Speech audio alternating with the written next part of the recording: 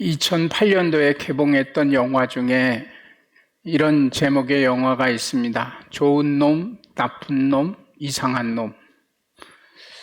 설교 시간에 놈 그래서 죄송합니다만은 영화 제목이니까 이해해 주시기 바랍니다. 정우성, 이병헌, 송강호 이들이 각각 좋은 놈, 나쁜 놈, 이상한 놈 역할을 맡아 1930년대 만주 벌판에서 펼쳐진 한국판 서부 활극 같은 영화다, 이렇게 이야기되어집니다. 제가 지금 영화 이야기를 하려고 하는 게 아니라 이 제목 중에 이상한 놈은 이상하니까 빼고 좋은 놈, 나쁜 놈, 거기에 대해서 좀 생각해 보려고 합니다. 좋다, 나쁘다라는 이 개념이 어떤 사람에겐 좋은 건데 어떤 사람에겐 나쁠 수도 있고, 어떤 사람에겐 나쁜 건데 어떤 사람에게는 좋은 것일 수 있어요. 물론 대부분의 사람들에게 좋은 걸로 여겨지는 것도 있을 수 있겠고요. 좋다, 나쁘다라는 이 개념이 조금 주관적일 수 있다는 그런 얘기입니다.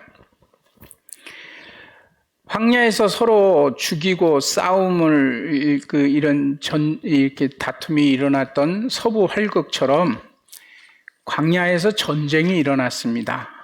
성경에 보면 르비딤이라는 곳에서 이런 끔찍한 전쟁이 일어났는데, 출애굽한 이스라엘 백성들이 광야를 지나 약속의 땅으로 가는 여정 중에 하나님의 말씀을 받았던 시내산이라는 곳이 있죠. 그런데 시내산에 다다르기 바로 직전에 마지막으로 이스라엘 백성들이 진을 쳤던 곳 이름이 르비딤이라는 곳입니다.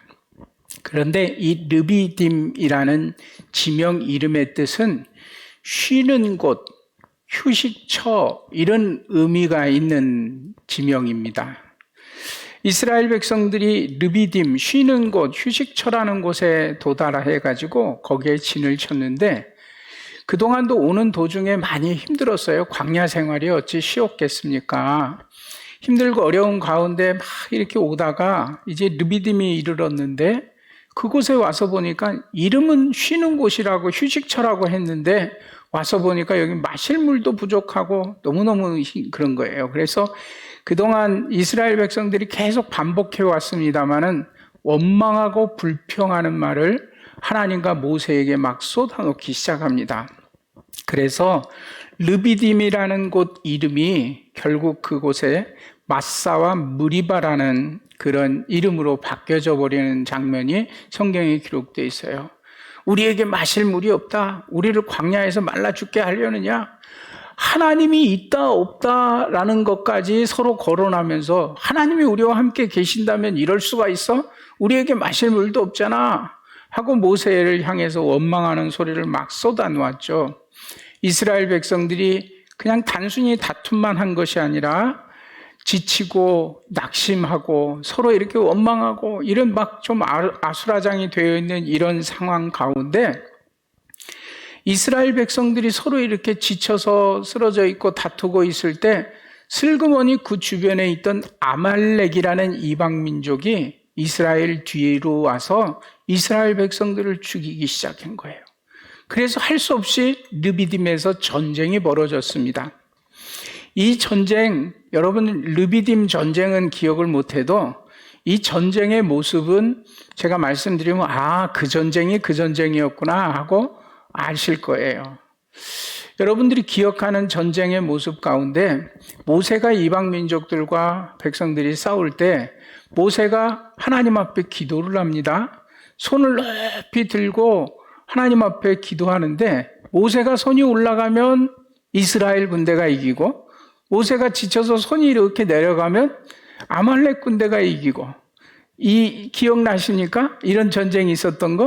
그 전쟁이 바로 이 르비딤 전쟁이에요. 너무 지쳐있던 이스라엘 백성들, 살그머니 다가와서 백성들을 쳤던 아말렉. 근데 하나님께서 모세로 하여금 기도하게 하고 여호수아의 군대가 나가서 전쟁을 치르는데 모세도 지칠 대로 지쳤던 모양이에요. 그래서 손이 자꾸만 내려옵니다. 그래서 아론과 훌이라는 두 지도자가 옆에서 보조자가 모세의 팔이 내려오지 않도록 붙잡아줘서 결국 그 힘든 전쟁에서 승리를 했어요. 그리고 이스라엘 백성들은 그곳에 승리의 깃발을 다 꽂고 이렇게 이름을 불렀습니다. 여호와 니시, 여호와는 나의 승리의 깃발이다. 하나님의 새 이름을 경험한 장소가 바로 이곳입니다. 여호와 니시, 하나님이 우리의 승리의 깃발입니다 라고 그 승리를 하나님 앞에 감사로 드리던 그때 이 르비딤 전쟁이 끝나고 나서 하나님께서 하나님의 백성들에게 한 가지 약속을 해주셨어요. 무슨 약속이냐면 하나님께서 아말렉이 슬그머니 와서 이스라엘 백성들을 괴롭힌 것을 너무 마음 아파하셨던 거예요. 하나님의 백성들을 건드니까 말씀 가운데 보면 아말렉이 하나님을 업신여기고 이스라엘 백성들을 쳤다 이렇게 기록하고 있거든요. 하나님께서 몹시 화가 나셨던 것 같아요. 내 백성을 누가 감히 건드려? 그래가지고 하나님께서 이 전쟁이 끝나고 나서 하나님의 백성들에게 이렇게 약속을 해주십니다. 내가 아말렉을 없이하여 천하에서 기억도 못하게 하리라. 이 말은 무슨 말이냐면 아말렉 민족을 하나도 남김없이 지구상에서 쓸어버리겠다는 거예요. 그리고 나서 이스라엘 백성들이 이제 시내산을 지나서 하나님의 약속을 받고 약속의 땅에 들어가는 백성들은 이렇게 살아야 된다라는 하나님의 백성들이 지켜야 될 율례와 규례, 법도 이런 것들을 백성들에게 가르쳐주는 장면이 신명기에 기록되어 있는데 그 신명기 말씀 가운데 보면 사람들 사이에 시비가 붙으면 이렇게 해야 된다. 형제가 죽으면 그 형제의 가족들은 이렇게 돌봐야 한다. 사람들과 사람들 사이에 서로 속이면 하나님께서 싫어하시면서 저울추를 속이지 말라. 이런 여러 가지 규례와 법도를 들려주는 신명기 말씀에 계속 이어지다가 중간에 뜬금없이 법하고는 상관없는 몇 구절이 거기에 들어갑니다. 신명기 25장인데 한번 다 찾아보시면 좋겠어요. 집에서 온라인으로 예배 드리시는 분들도 성경 신명기 25장을 다 한번 찾아보시면 좋겠어요. 구약 성경 300쪽입니다. 여기 신명기 25장 그 앞부분부터 너희는 하나님의 백성으로 이렇게 살아라 라고 여러 가지 규례와 법도를 알려주시거든요. 25장 1절에도 보면 사람들 사이에 시비가 생기면 이렇게 해라. 그 다음에 계속해서 이런 법들이 나오죠. 15절에 보면 온전하고 공정한 저울추를 두고 이렇게 살아라. 그 다음에 26장으로 넘어가서도 토지 소산들은 이렇게 하고 여러 가지 규례와 법도를 알려주는데 중간에 17절부터 19절까지 25장 17절부터 19절까지 여기에 법하고는 상관없는 세 구절이 불쑥 들어갔어요. 근데 그 내용을 보십시오. 17절입니다. 25장 17절. 너희는 애굽에서 나오는 길에 아말렉이 내게 행한 것을 잊지 말고 기억하라는 거예요. 곧 그들이 너를 길에서 만나 내가 피곤할 때에 내 뒤에 떨어진 약한 자들을 쳤고 하나님을 두려워하지 아니하였느니라. 그러므로 내 하나님 여호와께서 내게 기업을 주어 차지하게 하시는 땅에 내 하나님 여호와께서 사방에 있는 모든 적군으로부터 내게 안식을 주실 때에 너는 천하에서 아말렉에 대한 기억을 지워버리라. 너는 이 사실을 결코 잊어서는 안 된다.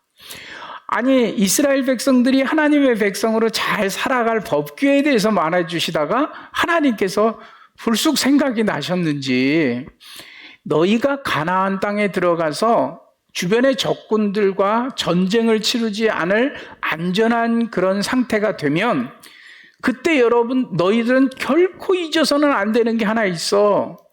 그것은 하나님께서 아말렉을 이 땅에서 없애버리겠다 하신 그 약속을 기억하라는 거예요. 왜냐하면 하나님께서 너무너무 마음 아프셨던 것 같아요. 그래서 이제 이 출애굽기 17장의 사건, 그때 하나님께서 주셨던 약속, 신명기 25장에 하나님께서 말씀하셨던 기억하라는 약속, 그 말씀이 배경이 되는 것이 오늘 사무엘상 15장 말씀입니다. 이제 나라가 안정됐어요. 백성들이 원했지만 왕도 세워지고 주변에 이스라엘을 건드리는 나라가 없게 좀 정치적으로 안정이 됐을 때 하나님께서 그때 하셨던 약속을 기억한 거예요. 너희가 가나안에 가서 평안하게 되거든 아말렉을 반드시 이 땅에서 이름조차 지워버려야 한다. 이거 잊지 말고 기억해 하셨던 약속 있죠. 그 약속을 하나님께서 오늘 사무엘을 통해서 사울 왕에게 들려주십니다. 사무엘상 15장 1절 2절 이어지는 말씀에 보면 하나님께서 사무엘을 통해서 사울에게 이렇게 얘기해요. 당신을 하나님께서 왕으로 삼으셨죠. 근데 이제 하나님께서 아말렉을 이 땅에서 이름을 지워버리겠다고 얘기하신 그 일을 행할 때가 됐다는 거예요. 그래서 2절 말씀 보세요. 만군의 여호와가 이같이 말씀하시기를 아말렉이 이스라엘에게 행한 일, 곧 애굽에서 나올 때의 길에서 그들을 괴롭히고 또 많은 사람을 죽이고 부모로 하여금 슬픔에 빠지게 했던 그 일을 여러분들은 기억하시고 이제 하나님께서 그들을 벌하실 때가 됐답니다. 이렇게 왕에게 가서 전한 것이에요. 그리고 3절 하나님의 명령을 이렇게 전합니다. 지금 가서 아말렉을 쳐서 그들의 모든 소유를 남기지 말고 진멸하되 남녀와 소아와 젖먹이 아이와 우양과 낙타와 나귀를 죽이라 하셨나이다. 이런 말씀을 보면서 어떤 사람들은 하나님 잔인한 사람이야. 어떻게 하나님 다 막 어린아이까지 다 진멸하라고 이렇게 명령해. 이렇게 생각하시는 분들이 있는데 오늘 이 사건은 하나님의 백성들을 괴롭혔던 아말렉을 하나님께서 이 땅에서 진멸하고자 하는 하나님의 약속을 이루어 가시는 것입니다. 그래서 명령을 했는데 사울에게 하신 명령이 무엇이냐? 이 명령을 사울이 순종하지 않아서 오늘 본문 말씀에 일이 벌어지고 있거든요. 하나님께서 사울을 왕으로 세웠지만 이 불순종으로 인하여서 하나님께서 그 왕의 자리에서 내려오게 하고 다윗을 새로운 왕으로 세우겠다는 거예요. 이런 일들이 벌어진 그 발단이 오늘 이 15장 말씀이에요. 하나님의 명령이에요. 하나님께서 명령을 했는데 여러분 잘 들어보십시오. 오늘 이 말씀은 사울에게만 준 말씀이 아니라 오늘을 살아가는 우리들에게도 하나님께서 여러분들에게 명령을 내리십니다. 어떤 명령이냐? 여기 사울이 받은 명령은 3절에 잘 표현되어 있는데 두 가지입니다. 하나는 하나도 남기지 말라라는 명령이에요. 그 다음에 두 번째는 진멸하라는 명령이에요. 제가 두 가지라고 얘기했는데 사실 진멸하면 하나도 남지 않고 하나도 남기지 않는 것은 진멸하는 거니까 사실은 하나죠. 한 명령인데 여기 본문 말씀에 진멸이라는 단어와 남기다라는 단어 두 개를 사용해서 하나님께서 명령을 하셨다는 것입니다. 명령하신 것은 진멸하라는 거죠. 여기 이 진멸이라는 단어가 히브리어 원문의 의미, 그 어근의 의미는 바치다, 헌신하다라는 뜻을 가진 단어예요. 그러니까 단순히 목숨만 빼앗고 진멸하고 죽이라는 말이 아니라 이것을 하나님께서 지금 받으시겠다는 것입니다.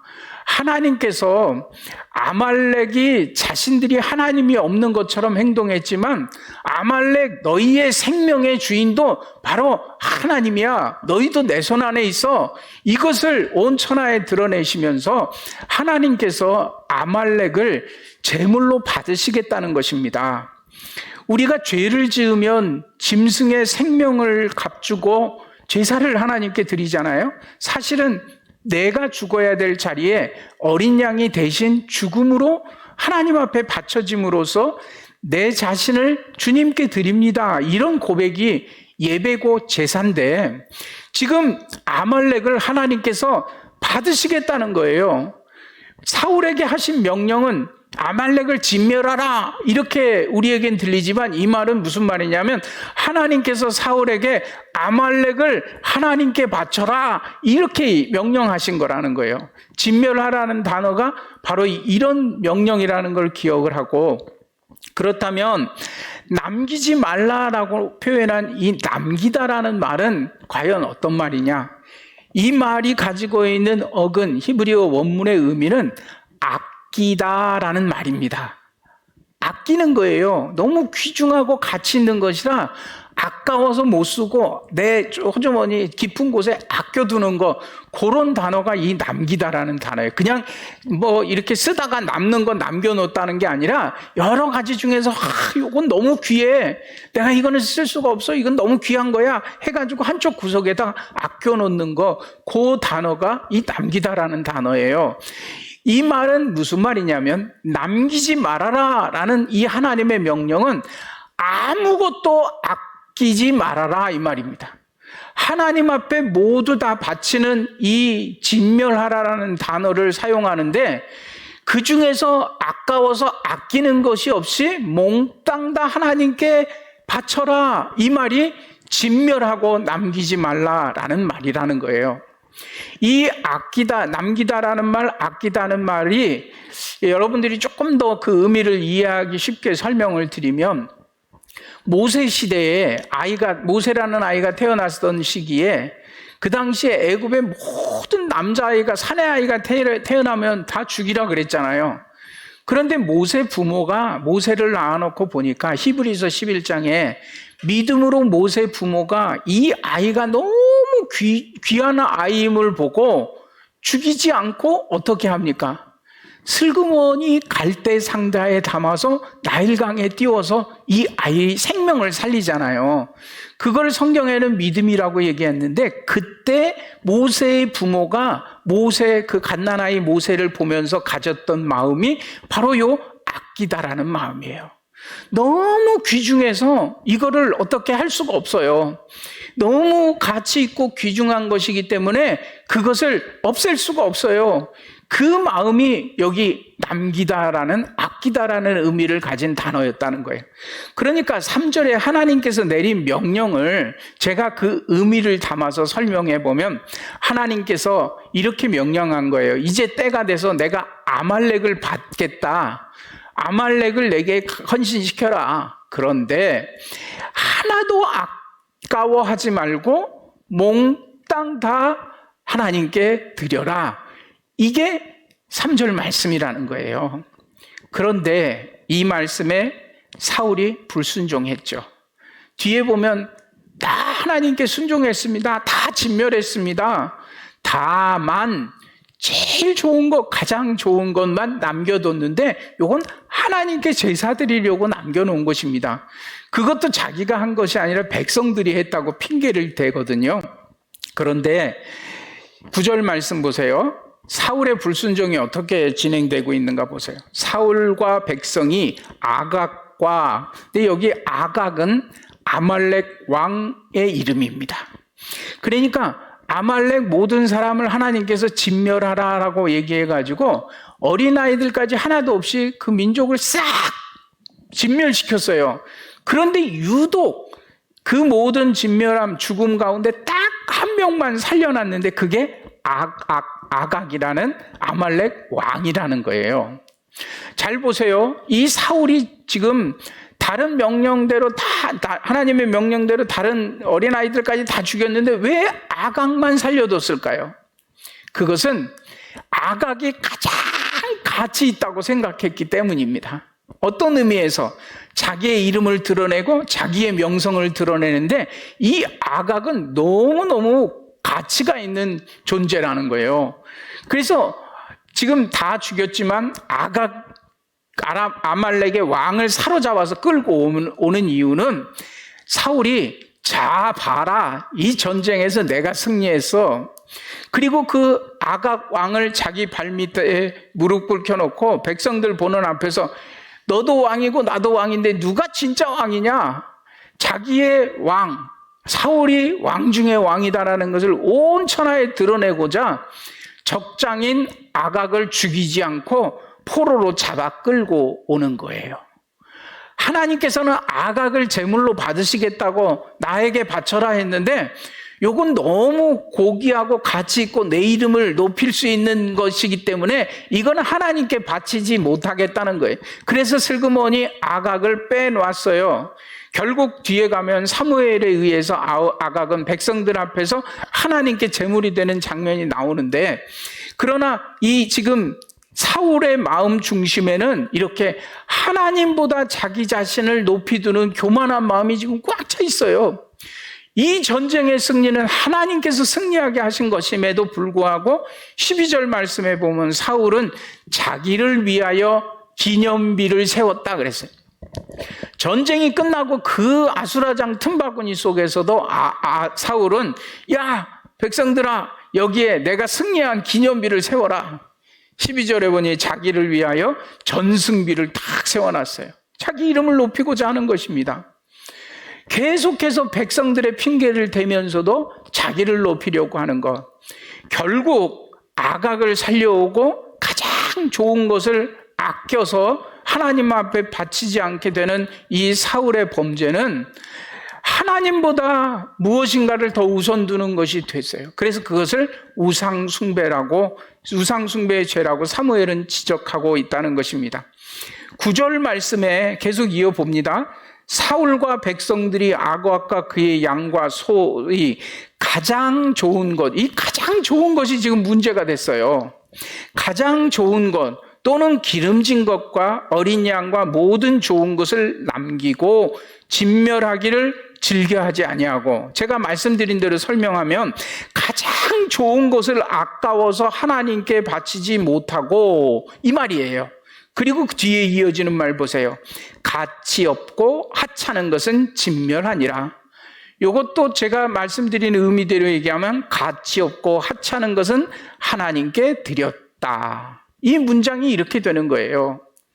하나님께서는 받으시겠다고 그랬는데 그 중에서 요건 아까워서 못 드리겠어. 이렇게 좋고 기름진 소와 양, 이거 가져가면 얼마나 좋은데, 그게 너무 좋아 보여서, 가장 좋아 보여서 하나님의 말씀보다도 나를 더 행복하게 할 것 같아서 그것들은 아끼고 아껴가지고 하나님께 드리지 못했어요.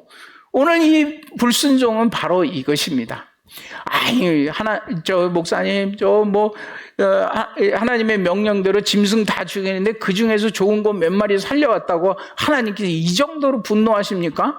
이 정도로 사울을 왕에서 내치겠다고 하고 후회하신다고 그러고 이 정도입니까? 아니요. 이게 지금 전부라는 거예요. 가장 좋은 것을 하나님 앞에서 아까워서 못 드리면서 하찮고 가치 없는 것을 하나님께 드리면서 돌아서서 나는 하나님의 말씀에 다 순종했는데요, 이러고 있다는 거예요. 근데 이게 어디 사울만 그랬습니까? 오고 오는 모든 세대에, 모든 예언자 시대에도 얼마나 많은 사람들이 주님 전에 찾아와서 성전에 와가지고 하나님께 제사 드리고, 여기 값진 소를 가져왔습니다, 여기 좋은 것을 가져왔습니다, 기름진 제물을 가지고 오는데 선지자들이 하나같이 하는 말은 너희 중에 누가 나서서 저놈들을 좀 막았으면 좋겠다. 하나님께 기름진 것 가지고 온다 하는데 그들이 가지고 오는 그 제물이 너무너무 역겹다. 하나님께서 제사를 안 받으시겠다는 것이 아니에요. 그들이 가장 좋은 것은 감추어 두고 병들고 하찮은 것 가지고 와가지고 하나님께 제사 드리는, 그러니까 한마디로 얘기해서 제사의 모양은 있으나 그 마음에 하나님이 내 인생의 주인이십니다, 나의 모든 것을 주님께 헌신합니다, 이 마음의 각오와 순종이 없다는 것입니다. 가증히 여기셨습니다. 그래서 하나님께서 선지자들을 통해서 그러한 잘못된 제사와 예배를 계속해서 책망하고 있죠. 예수님 시대에도 바리새인들은 날마다 내가 10의 1조를 드리고 어쩌고 합니다 하고 큰 소리를 쳤지만 그들의 재물을 하나님께서는 역겨워하셨어요. 왜냐하면 온갖 불순종의 삶을 살면서 자신들의 삶은 가득가득 채우고 하나님보다 우선되는 우상들을 가슴에 가득 채워놓고는 하나님께 나의 전부를 드립니다 하고 거짓되이 행하는 모습들. 그런데 과부는 두 랩돈 동전 두 닙을 가지고 주님 앞에 왔을 때 예수님은 그 여인을 보고 이렇게 얘기합니다. 가장 좋은 거 자신의 전부를 드렸다. 여러분, 동전 두 잎과 바리새인들이 드렸던 어마어마한 11조, 둘 중에 어느 것이 크고 세상적인 가치 기준으로 보면 어느 것이 더 좋은지 뻔히 보입니다. 동전 두 잎, 그건 가치 없고 하찮은 거예요. 그리고 많은 11조, 그거는 훨씬 더 가치 있고 좋은 것이에요. 이게 사람의 기준이죠. 그러나 하나님의 기준은 그것이 아니라는 거예요. 과부의 동전 두 잎, 세상에서는 가치 없고 하찮은 것이었지만 우리 주님은 전부를 받으셨습니다. 하나님이 받으시는 예배, 바로 이런 것입니다. 얼마나 화려하게 지어진 예배당에서, 얼마나 잘 갖춰진 시스템에 의해서, 얼마나 세상적인 지위가 있는 사람들이 얼마나 많은 숫자가 모여서 예배를 드리느냐, 이것이 아니라 지금 비록 이런 여러 가지 상황들 가운데서 가정에서 몇몇 모여서 온라인으로 예배를 드리지만 그곳에 나의 가장 좋은 것, 나의 진심을 담아서 하나님 앞에 감사로 예배하고, 지난주에 저희가 말씀드린 거 있잖아요. 건져주심의 은혜에 감격하여 내가 받은 이 모든 은혜를 무엇으로 하나님께 보답할고, 나의 가장 귀한 것은 아낌없이 하나님께 드리고. 여러분들 삶에서 아까운 것 있어요. 내가 너무 좋다고 생각하는 가장 좋은 것들이 있어요. 그것을 하나님께서 바치라 하시면 여러분들의 삶으로 헌신할 수 있습니까? 그것이 시간이든 물질이든 여러분들의 재능이든 여러분들의 환경이든, 그러나 하나님께서 가장 좋은 것을 바치라 하실 때는 그것을 우리에게서 빼앗아 가려는 것이 절대 아니에요. 대표적으로 그 믿음의 사람 아브라함을 보십시오. 아브라함에게 가장 아끼는 것이 무엇일까요? 아브라함이 가장 좋은 것이라고 여기는 것이 무엇일까요? 그게 100세에 얻은 아들이었어요. 그 아들을 하나님께서 받으시겠다는 거예요.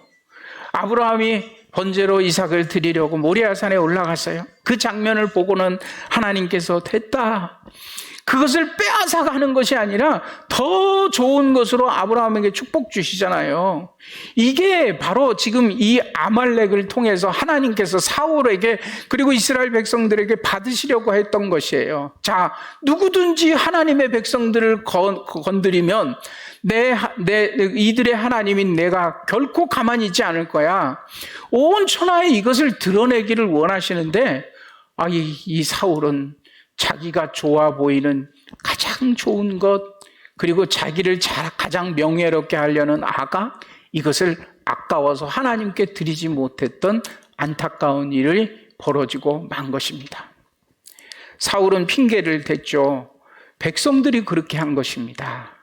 백성들이 가장 좋은 것을 하나님께 제사 드리려고 이렇게 남겨두었답니다. 그 마음을 아시는 하나님께서 들려주신 말씀이 순종이 제사보다 낫고 듣는 것이 수양의 기름보다 낫다. 근데 우리는 이 구절 너무 유명한 말씀이어가지고 이 구절만 알고 앞뒤 내용이 뭔지는 잘 몰라요. 그래서 하나님께서 욕심쟁이처럼 막 다 받으시려고 하는 그런 걸로 오해할 수 있습니다. 하나님께서 우리에게 너 정말 아까워하는 거 나에게 드릴 수 있어? 지금 이 순종을 우리에게 물어보고 계시잖아요. 순종이 제사보다 낫고 듣는 것이 수양의 기름보다 낫다. 이 말을 우리가 또 오해할 수 있는데, 이 말 표현이 이랬습니다. 이것이 있고 이것이 있는데 요것보다는 요게 조금 더 나아. 요거보다 요게 낫다. 이렇게 생각하면 이거가 조금 더 좋지만 이것도 나쁘지 않고 좋은 거다. 이런 생각이 들어요. 그렇죠? 사울은 그 정도로 생각하고 이 기름진 것 하나님께 제사 드립니다, 이렇게 했을지 모르겠어요. 근데 여기 이 낫다라는 표현은 히브리어로 토브라는 단어를 썼어요. 이 말이 무슨 말인지 제가 늘 자주 설명하니까 알죠? 하나님이 말씀대로 되어지는 세상을 보면서 와, 좋다 하셨던 그 단어예요. 말씀하시니 천지가 만들어지는 거예요. 태초에 천지를 창조할 때 하나님께서 여호와께서 말씀하시니 그대로 되니라. 그 다음에 들려준 말이 하나님 보시기에 좋았더라. 여기 토부, 하나님이 사람을 자신의 형상대로 만들고 나서는 보시기에 심히 좋았더라. 이 토부입니다. 하나님이 좋아하시는 것, 그 얘기를 하고 있어요. 하나님께서는 순종을 더 좋아하신다는 거예요. 순종하는 삶에는 하나님께서 좋다 이러신다는 거예요.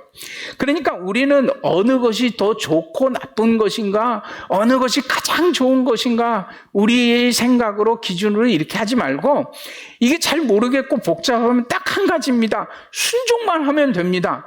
순종만 하면 가장 좋은 것이 아끼지 않고 하나님께 드려지는 삶이 되고, 그리고 그것은 우리를 가장 복된 길로 인도한다는 사실입니다.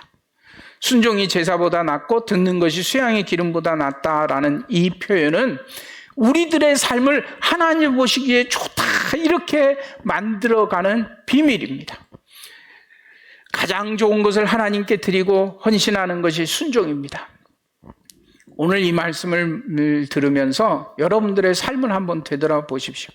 내가 하나님께 모든 것을 아낌없이 드리고 헌신한다고 했지만 결정적으로 내 삶에 아끼는 것, 그것 때문에 어느 순간 내 삶에 하나님 이외의 다른 것이 내 인생의 주인이 되고 있지는 않는지요.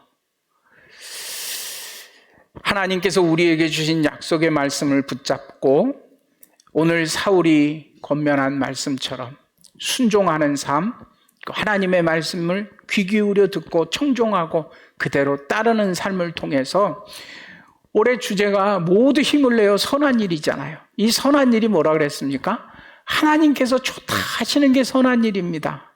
여러분들의 삶을 통해서 하나님께 기쁨이 되는 삶. 사울은 19절 말씀에 보니 여호와께서 악하게 여기시는 일을 행했어요.